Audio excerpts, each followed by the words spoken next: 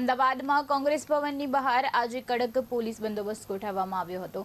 સ્વતંત્રતા દિવસ દરમિયાન કોંગ્રેસ મુખ્યાલયમાં થયેલા કથિત વંદે માતરમ વિવાદના વિરોધમાં ભાજપ યુવા મોરચા દ્વારા પાલડી વિસ્તારમાં કેન્ડલ માર્ચનું આયોજન કરવામાં આવ્યું છે। કેન્ડલ માર્ચ કોંગ્રેસ ભવન ખાતે પૂર્ણ થવાની હોવાથી કોઈ અપ્રિય ઘટના ન બને તે માટે પોલીસ દ્વારા લોખંડના બેરિકેડ લગાવી ચુસ્ત સુરક્ષા વ્યવસ્થા ગોઠવવામાં આવી છે।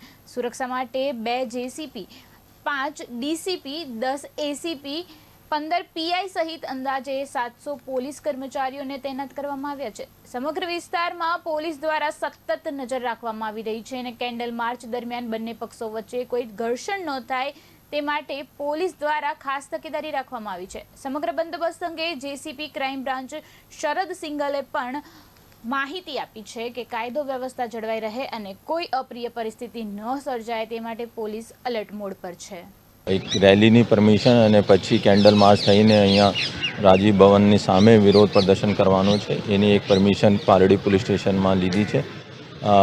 વંદે ભારત નો જો અકાલે અપમાન થયા એના બાબતમાં આજે આ વિરોધ કરવાનો છે। અત્યારે 2 જોઈન્ટ સીપી અને 5 ડીસીપી અને 700થી અલગ પોલીસ બલ અહીંયા તૈનાત છે। બેરિકેડિંગ 3 લેયરમાં ગોઠવ્યા છે। બધા સીસીટીવી અને ડ્રોનથી અત્યારે મોનિટરિંગ ચાલુ છે અને વિશ્વાસ છે અને કે આ શાંતિપૂર્ણ રીતે એક રેલીની પરમિશન અને પછી કેન્ડલ માર્ચ થઈને અહીંયા રાજીવ ભવનની સામે વિરોધ પ્રદર્શન કરવાનું છે, એની એક પરમિશન પાલડી પોલીસ સ્ટેશનમાં લીધી છે।